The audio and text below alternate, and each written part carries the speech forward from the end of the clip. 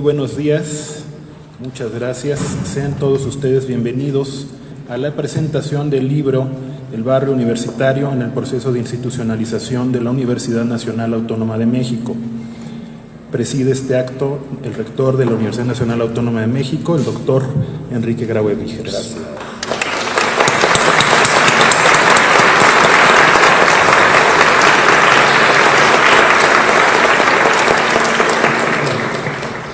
Nos acompañan también el doctor Carlos Martínez Assad, investigador emérito del Instituto de Investigaciones Sociales en representación de los autores, el arquitecto Marcos Massari Iriart, director de la Facultad de Arquitectura, ya te andaba siendo economista, el doctor Javier Delgado Campos, director del Programa Universitario de Estudios sobre la Ciudad, el doctor Fernando Serrano Migallón, académico de la Facultad de Derecho de la UNAM, el coordinador de Humanidades de nuestra universidad, el doctor Domingo Alberto Vital Díaz, y modera un servidor, Leonardo Lomelí Vanegas.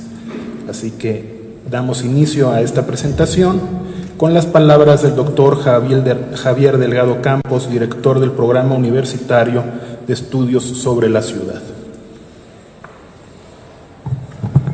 Pues muchas gracias, muy buenos días a todos por acompañarnos en este día tan especial.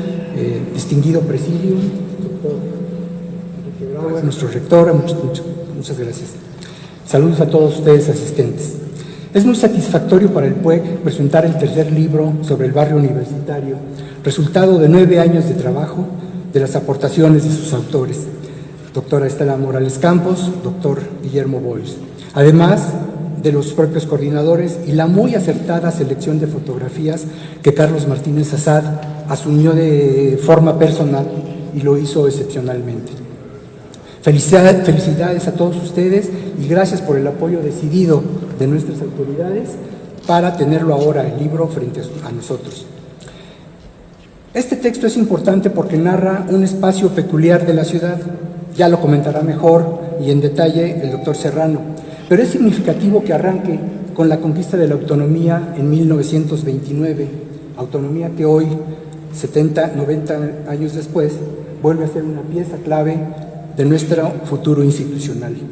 Hoy día, la defensa que hizo usted, señor rector, ante la Cámara de Diputados es fundamental.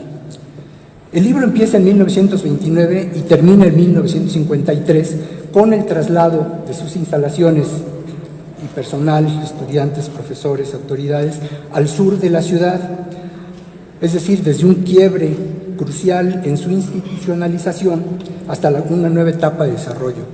Podemos decir que tiende así un puente espacial y temporal preciso, desde la centralidad del antiguo barrio hasta la periferia de entonces, ahora cercada por una urbanización sin control. Podemos decir que los universitarios nos fuimos, pero no completamente. Quedó aquí un legado de edificios emblemáticos, de recuerdos de lugares, librerías, cafés y un cine que vio nacer el Goya. Todo esto hace que este barrio universitario tenga memoria. Y este evento en el Palacio de Minería es prueba de ello, como lo son también las sesiones del Consejo Universitario en la ex Escuela de Medicina o San Ildefonso, cuya puerta no se olvidará jamás. Edificios, eventos y personajes todos cargados de historia y emoción, por lo que, si me permiten decirlo así, el personaje principal del libro es este barrio universitario de nuestro centro histórico de la ciudad. Pero honor a quien honor merece, Alicia Sicardi, Carlos Martínez Assad, quienes concibieron la obra que empieza ahora su travesía a través de la lectura de todos nosotros. Enhorabuena y muchas gracias.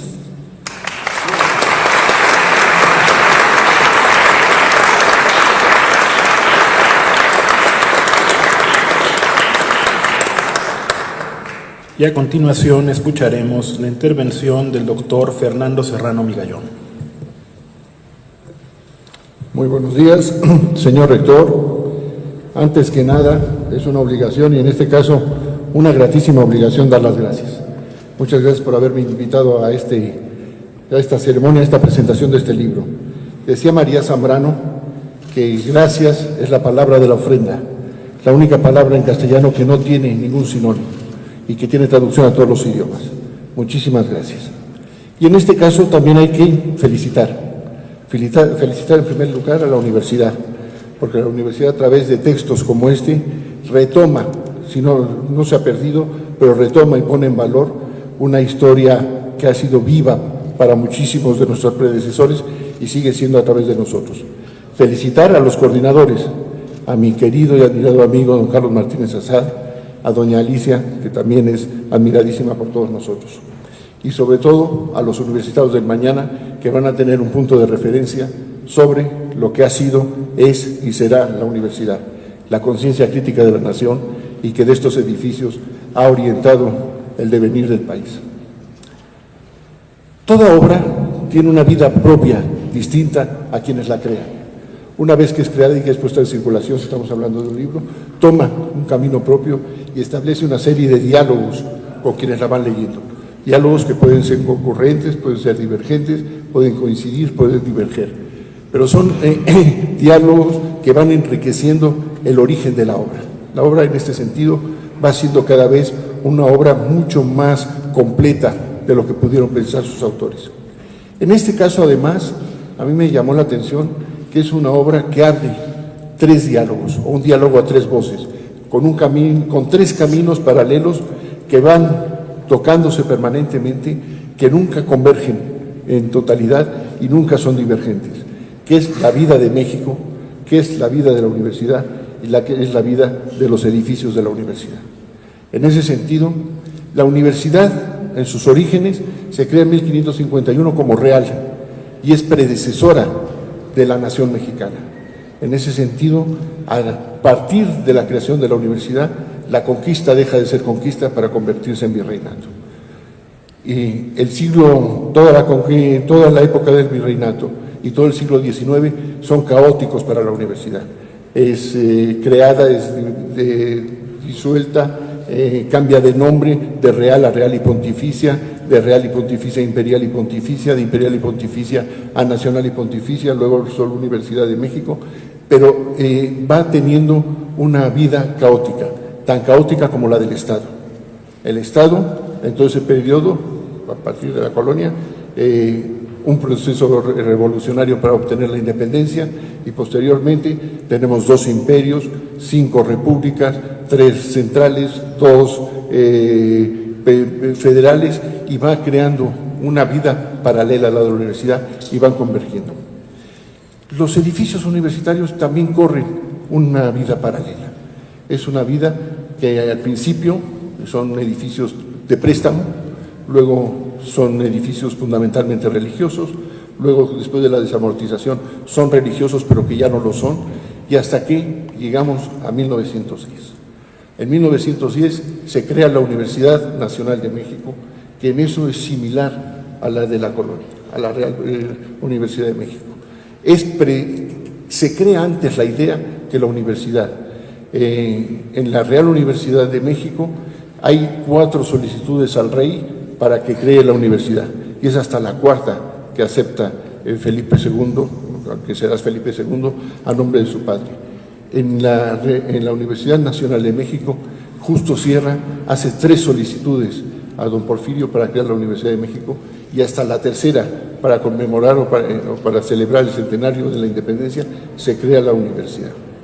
Y tenemos un siglo XX, o un inicio del siglo XX, hasta mediados del siglo XX, también muy conflictivo. Tenemos una revolución, tenemos un Congreso Constituyente, tenemos un nuevo Estado mexicano, tenemos una estructura del Estado distinta a la que se tenía. Lo mismo pasa con la universidad. La universidad es creada en 1910, pero en 1910 de estas aulas, de estos recintos, salen los ideólogos de la revolución y salen los líderes de la propia revolución. Yo me voy mucho a mi terruño, de aquí sale Luis Cabrera, de aquí sale Isidro Fabela, de aquí salen José Natividad Macías, los autores y los creadores de la Constitución del 17 y del mundo jurídico del siglo XX. ¿Y qué pasa con los edificios?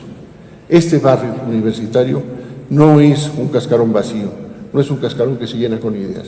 Los edificios tienen vida y la vida se la dan quienes habitan en ella. Y aquí sucede una cosa curiosísima. La queridísima Malena Mijares en el escrito que hizo para conmemorar los 50 aniversarios, el 50 aniversario de la creación de Ciudad Universitaria, nos dice que uno evoca lo que ha vivido. Y aquí nosotros tenemos añoranza de una cosa que no hemos vivido, que es el barrio universitario. Lo hemos vivido a través de nuestros profesores, de los que nos han contado de cómo estudiaron aquí, de a quienes conocieron, de a qué anécdotas hubo, de cómo se vivía la vida universitaria en el barrio universitario. Y eso nos hace tener, a los que empezamos en Ciudad Universitaria y hemos desarrollado toda nuestra vida universitaria en la ciudad universitaria, que tengamos una añoranza de este centro histórico, de este centro universitario. Y señor rector, yo quiero, si me permite usted, hacer una afirmación que creo que es importante. Usted hace unos días lo dijo en la Cámara de Diputados, y yo creo que en cualquier medio en el que estemos, hacer una defensa de la autonomía es fundamental. Decía el presidente Azaña que la libertad no hace felices a los hombres, sino que simplemente los hace hombres. Les da esa facultad de decidir y de actuar con libre albedrío. Lo mismo pasa con las universidades. Una autonomía no hace que una universidad sea buena. Puede haber universidades autónomas buenas y puede haber universidades autónomas malas, pero lo que sí hace es que sea una universidad. Si no tiene autonomía, puede ser un centro de formación de cuadros, puede ser un centro de captación de talentos, puede ser un centro de investigación que le lleve o que le haga procedimientos científicos adecuados a la iniciativa privada. Pero esa discusión permanente de las ideas, ese interés de irse acercando paulatinamente a la verdad con mayúscula, a la que nunca llegaremos, pero a la que siempre tendremos enfrente, es lo que hace una verdadera universidad. Muchísimas gracias.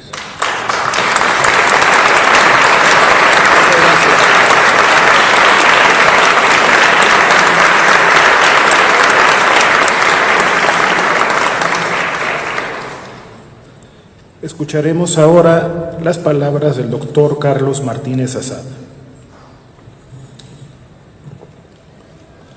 Muy buenos días a todos ustedes. Siempre es un honor contar con la presencia del doctor Enrique Graue Víchez, rector de nuestra universidad, en un acto tan significativo como este, la presentación de un libro sobre su historia y los esfuerzos de muchos para llegar a este día. Gracias, doctor Leonardo Lomelí, por aceptar estar aquí y por el apoyo que recibimos de la Secretaría General. Debo agradecer igualmente las generosas e inteligentes palabras de Fernando Serrano Migallón y asimismo la presencia del doctor Domingo Alberto Vital, coordinador de Humanidades, que siempre es bienvenida. Al maestro Marcos Massari Iriar, director de la Facultad de Arquitectura, y el doctor Miguel Armando López Leiva, director del Instituto de Investigaciones Sociales, quien se disculpó por no acompañarnos en esta oportunidad, se comprometieron con este proyecto que impulsó y acogió el doctor Javier Delgado Campos, director del Programa de Estudios sobre la Ciudad. Y es que este tercer libro sobre el barrio universitario surgió justo de esa entidad académica cuando hace 10 años su entonces directora, la doctora Alicia Sicardi, nos convocó para pensar en la participación en la celebración del centenario de la universidad en 1910. Bueno, la fecha de la celebración fue 2010. Fue así que surgió el primer libro, dedicado precisamente al contexto en el que se estableció la Universidad Nacional en ese año, bajo la sombra de don Justo Sierra. El segundo libro cubrió desde ese momento, pasando por los años de la Revolución, hasta el decreto de su autonomía en 1929.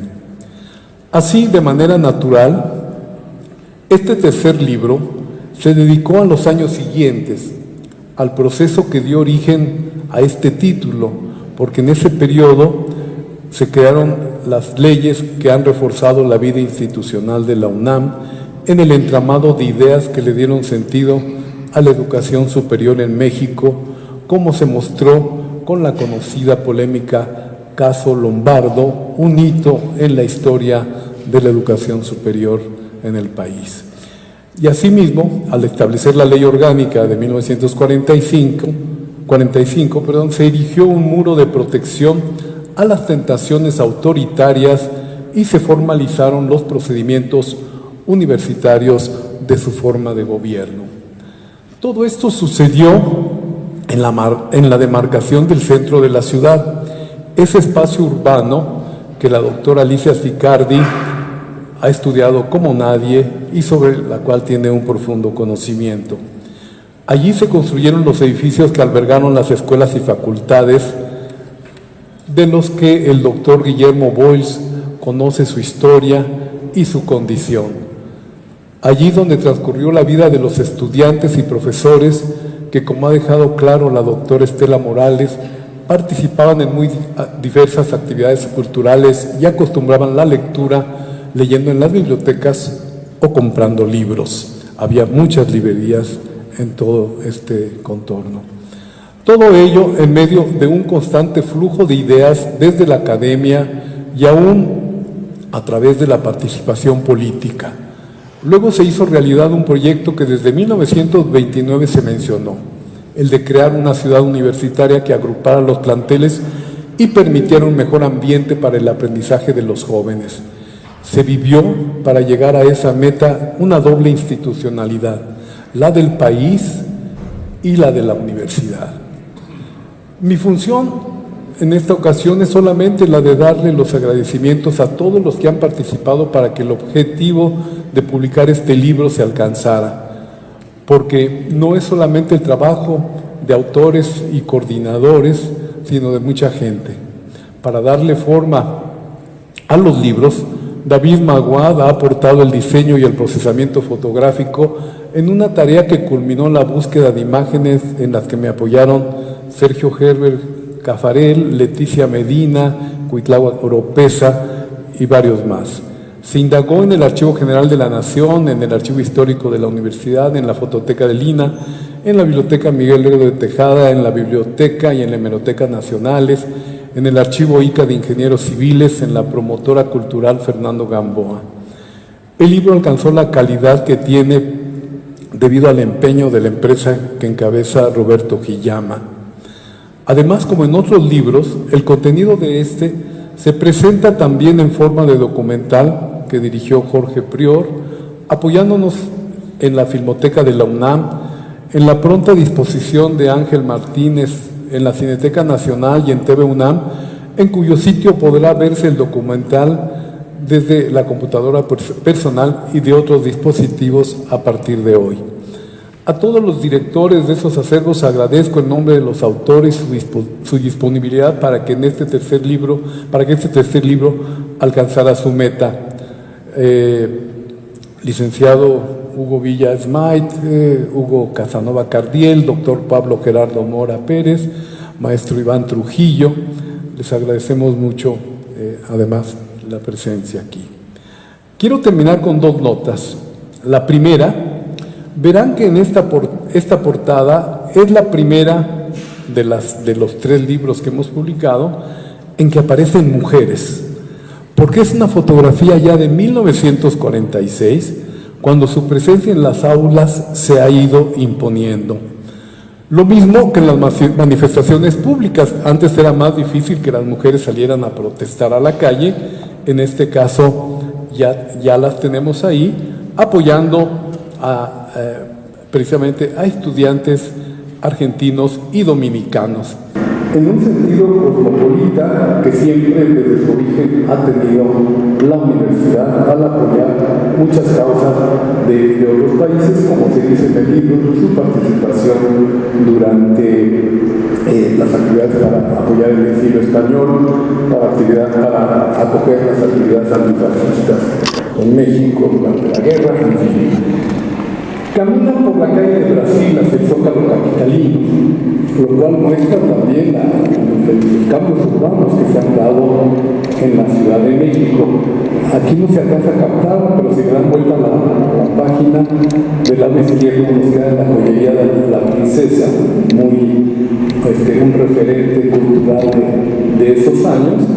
Y enfrente está el Hotel León, que también fue muy conocido. Y ya en los años 70, la Taberna del León fue muy frecuentada por muchos universitarios y justamente era en el patio de ese hotel. Hugo, no te había visto, agradecemos tu presencia y ya te di el agradecimiento.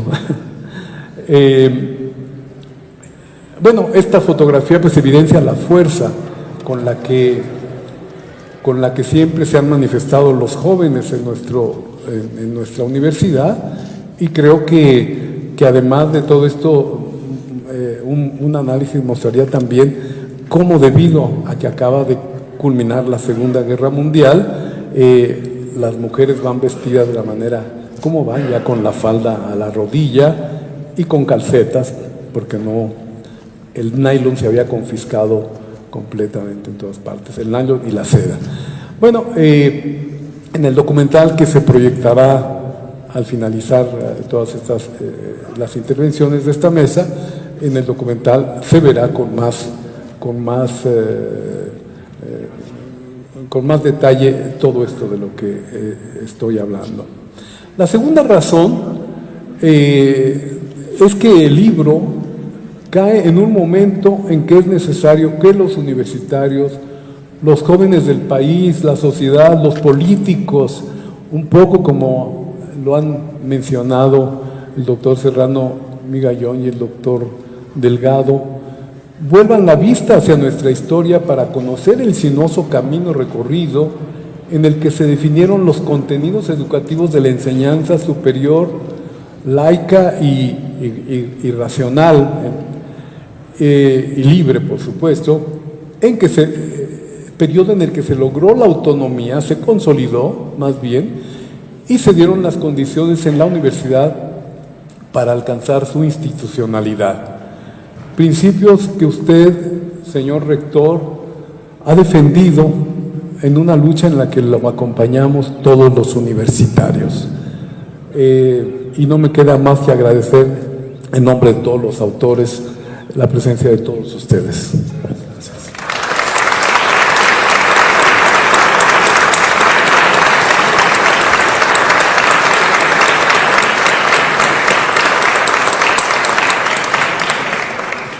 Muchas gracias, Carlos. Escucharemos ahora la intervención del arquitecto Marcos Massari Iriart. Muy buenos días a todos. Es un honor poder estar en esta mesa, señor rector Leonardo. Un gusto. Y sobre todo, se imaginarán ustedes que pues es un gran compromiso compartirla con el doctor Serrano Migallón y por supuesto con el doctor Martínez Assad.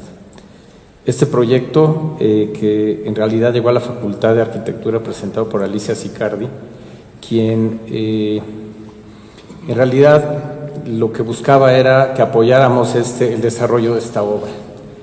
Y yo lo que quisiera decir, también fue Carlos Martínez, pero fue Alicia Sicardi, a cada quien lo que le corresponde. Y aquí yo también quisiera decir que en este diálogo a tres voces, del cual habló el doctor Serrano Migallón, yo voy a tomar una sola voz, que es la voz de la arquitectura, que es la que finalmente es un hilo conductor a lo largo de todo el libro. El libro, sobre todo, me parece que es fundamental porque habla de los actores y de los procesos.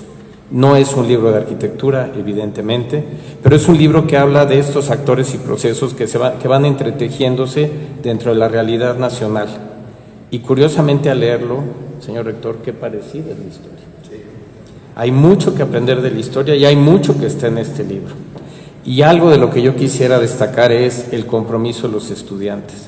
Creo que el libro destaca entre los aspectos más importantes que no son solo las autoridades, sino que en realidad es la comunidad universitaria y el importante papel que juegan los estudiantes justamente en la conformación de esta universidad y también en el proceso de cambio.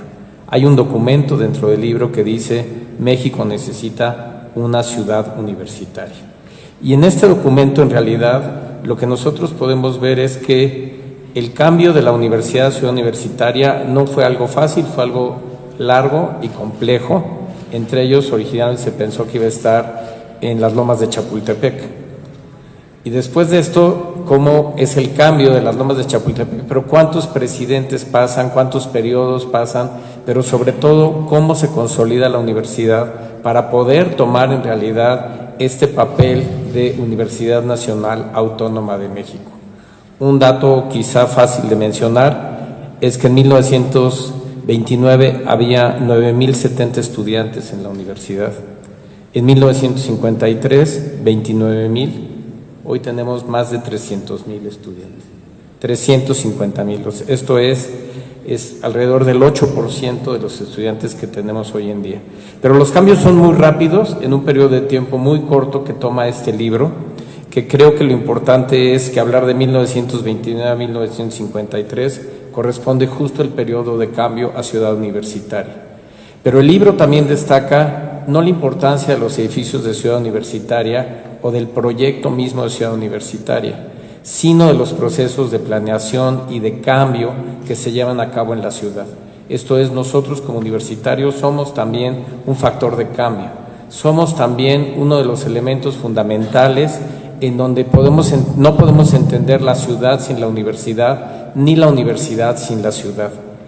Hace un momento comentábamos que cómo debía ser la vestimenta, y una de las cosas que menciona el libro, por ejemplo, es que Monsiváis relata que perdimos en realidad la compostura en el momento en que nos fuimos a Ciudad Universitaria. Guardamos las corbatas y los trajes y entramos al informe, pero usted es el señor rector, porque venía con usted. Pero una de las cuestiones quizá más importantes es cómo la ciudad universitaria cambia también la forma de pensar de los universitarios, que a lo mejor el vestir es una de las formas de las que podemos hablar, que son visualmente claras y objetivas. Pero habla también de la importancia de cómo el que la universidad se ha ido a Ciudad Universitaria genera todos estos procesos de planeación, en donde desde luego hablan de Carlos Contreras y de cómo la ciudad se convierte entonces en un experimento de ciudad en el cual estamos hablando de la modernidad, pero al mismo tiempo estamos hablando de la ciudad, del valor patrimonial, del uso de los edificios, de las cualidades que tienen estos edificios como en el que nosotros nos encontramos, en donde finalmente lo que podemos ver es que un libro que no habla de arquitectura entreteje en realidad la importancia de la arquitectura, el urbanismo y la universidad. Quizá lo debía haber dicho al revés: la universidad, la arquitectura y el urbanismo. Pero finalmente creo que es un libro de una muy fácil lectura. Yo los invitaría a todos a acercarse al libro, porque por eso estamos presentando el libro, para que ustedes lo conozcan, sobre todo para provocarlos a que lo conozcan, para que ustedes también tengan esta aventura que es entretejer nuestra propia historia con la documentación y el registro que viene a lo largo del libro, y que en el último capítulo habla de qué es lo que pasa con estos edificios, como en el que nos encontramos el día de hoy, de valor patrimonial, que la universidad tampoco ha abandonado, y que la universidad los ha convertido en recintos culturales, básicamente, pero que finalmente nos habla de cómo se sigue entretejiendo la universidad, la enseñanza, la difusión de la cultura y la investigación a través de este libro con la vida de la ciudad y con la vida de México. Creo que es un libro que en su última parte habla sobre las publicaciones, sobre qué tan importantes son las imprentas y las publicaciones.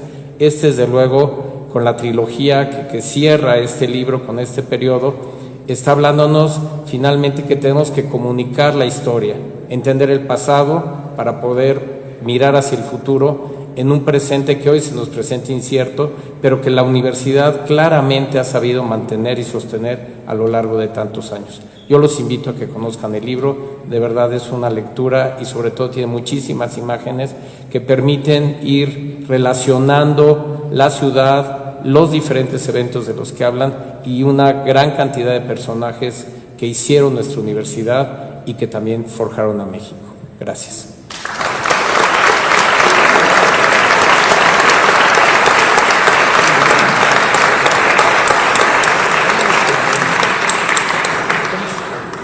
Escucharemos ahora la intervención del doctor Domingo Alberto Vital.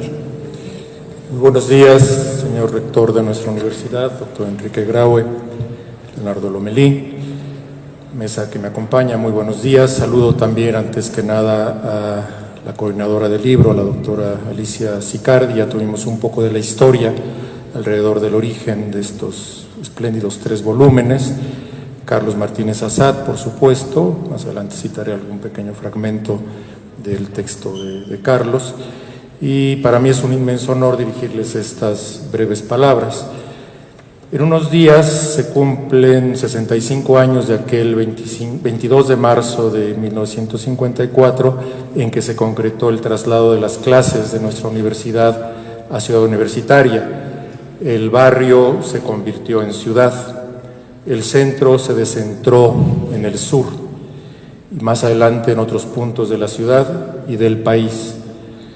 Escribe Hannah Arendt que un centro que no se descentra y se concentra como un corazón no vive, y en ese sentido la universidad al mismo tiempo ha sido un centro que se ha descentrado y concentrado. Entre los universitarios, nos dice el libro, este libro de lectura tan amena, deambularon por estas calles y por estos inmuebles históricos, entre los jóvenes profesores también, escritores, filósofos, músicos, pintores y un larguísimo etcétera. Hay, entre otras páginas, aquellas que se dedican a las vicisitudes de Diego Rivera como director, que también es un aspecto muy interesante. Jaime Labastida nos recordaba ayer, aquí mismo, en una presentación de un libro aquí en Minería, que el son politikon aristotélico merece traducirse como ser viviente en la polis.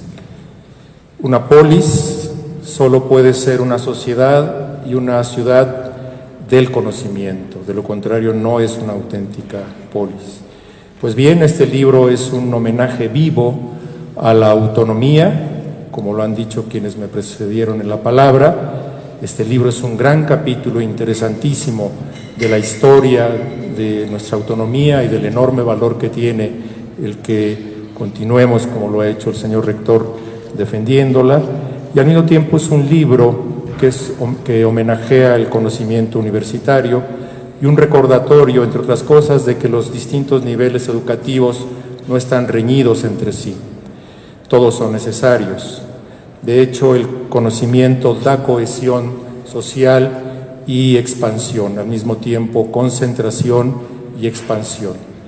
Esto me llevó a recordar la frase de un filósofo alemán, de nombre coreano, pero alemán, Byung-Chul Han, quien dice, cita a Hegel, dice: para Hegel, el poder del espíritu, esa palabra esencial en nuestro lema, el poder del espíritu se basa en generar un nosotros, una comunidad, una continuidad de lo general y lo común a todos. El espíritu es poder por cuanto crea un unir enfático que se basa en una resolución colectiva. En ese sentido, un libro colectivo como este, en el sentido que nos da Hegel, es un libro lleno de espíritu. Y eso me recordó también unos versos de un universitario que deambuló por estas calles entre tantísimos otros poetas, escritores como Alfonso Reyes, Carlos Fuentes. Me refiero ahora a Carlos Pellicer. Nos dice: cuando el nopal florece, hay un ligero aumento de luz. Cuando el nopal florece, el horizonte crece. Y así podemos decir, cuando un libro colectivo sale, el horizonte crece también.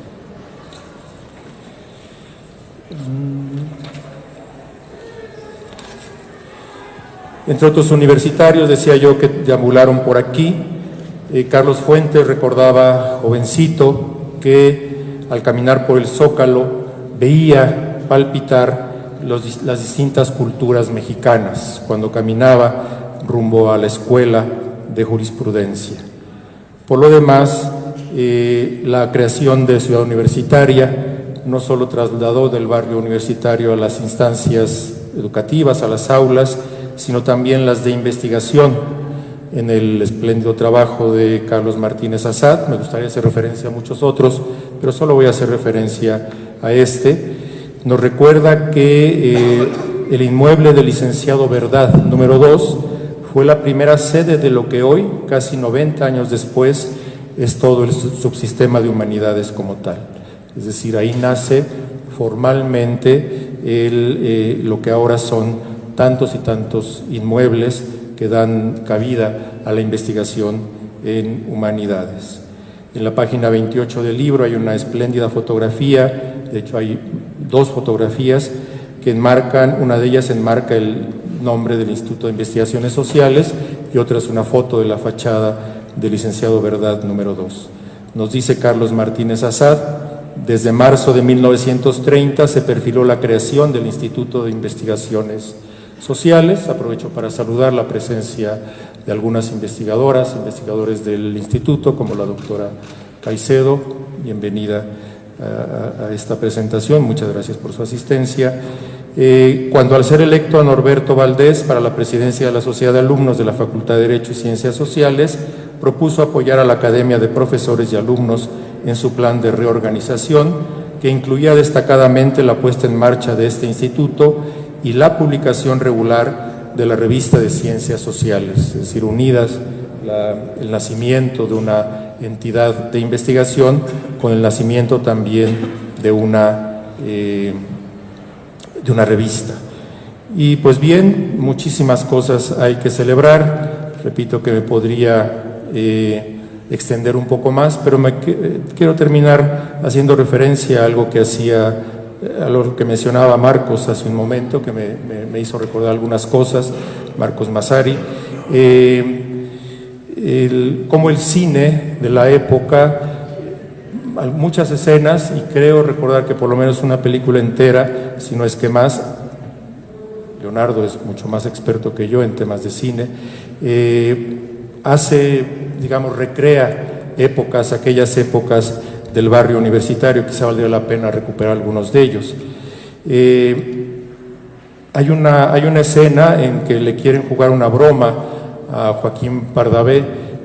Sus compañeros creo que comparten algún lugar, alguna vivienda, en fin, y con esto que decía Marcos Massari de la forma de vestir, tiene que hacer un examen, si mal no recuerdo, de medicina, y para impedirle hacerle la broma y no ir a hacer el examen, lo único que le hacen es que le esconden el sombrero, y sin sombrero no podía salir. Muchísimas gracias, Estela querida, Alicia, muchísimas felicidades.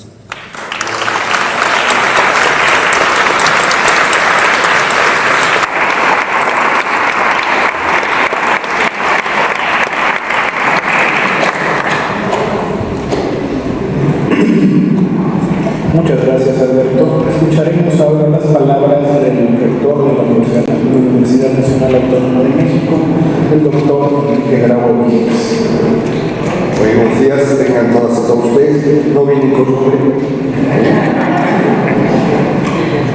A ver, primero agradecer a Carlos Martínez Assad. Cuando el doctor Martínez Assad me hizo por convidarme, desde luego es su primera vez que lo convido. Agradecer a la mesa que nos acompaña y comentar que en realidad estamos platicando de la última edición de la trilogía.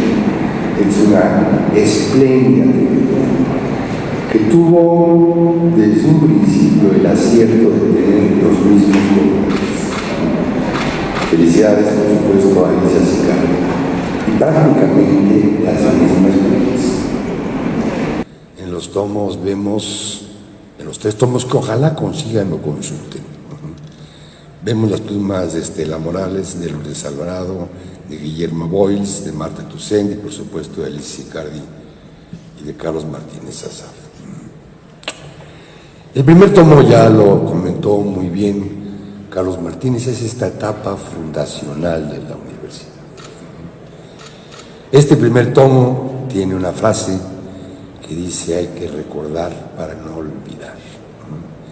Yo diría que en la trilogía, en estos 3 tomos de la coordinación correspondiente, se nota esto, un recuerdo vigente, presente, para no olvidar lo que somos y lo que fuimos. El primer tomo efectivamente es la parte fundacional en 1910. El segundo tomo, igualmente magníficamente ilustrado, va a toda esta etapa de la revolución hasta el momento de la autonomía. años muy difíciles, en donde la universidad se polariza.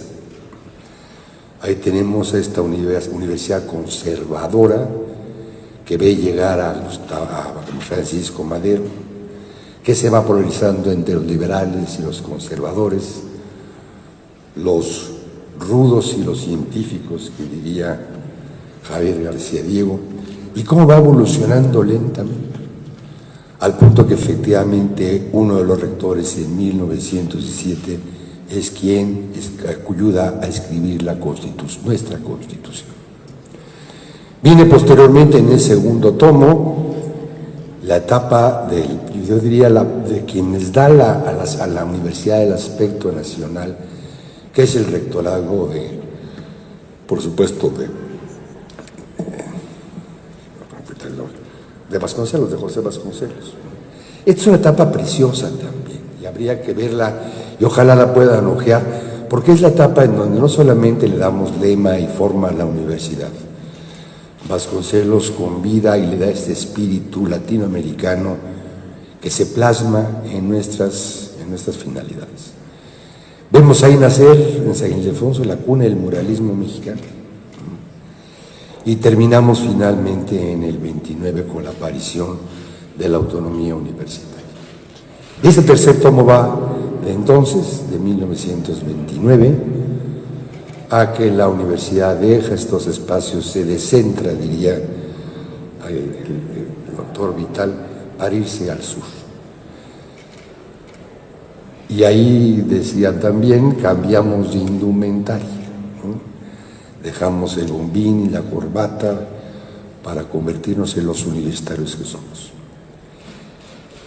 Pasa toda esta etapa tan difícil de los 30. La época de los 30 fue una convulsión universitaria que se puede ver también en las imágenes que nos presentan magníficamente el tercer tomo. Ahí tenemos la tendencia a la enseñanza marxista-leninista y la influencia que el Estado quiso tener con la universidad, que provocó estas polémicas, caso Lombardo, a las que hacía mención el doctor Martínez Azar.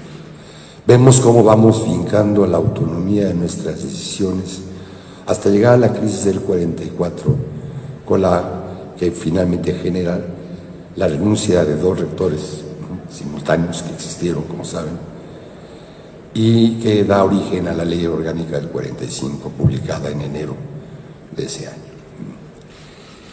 De ahí entonces proviene también un cambio dramático de la sociedad mexicana. En 1933 la Ciudad de México tenía 1 millón de habitantes. Para 1950, que son estos años que estamos revisando, eran ya 2 millones de habitantes. Se había duplicado a la población en menos de 15 años. Y consecuentemente este barrio universitario había proliferado notablemente y era totalmente insuficiente.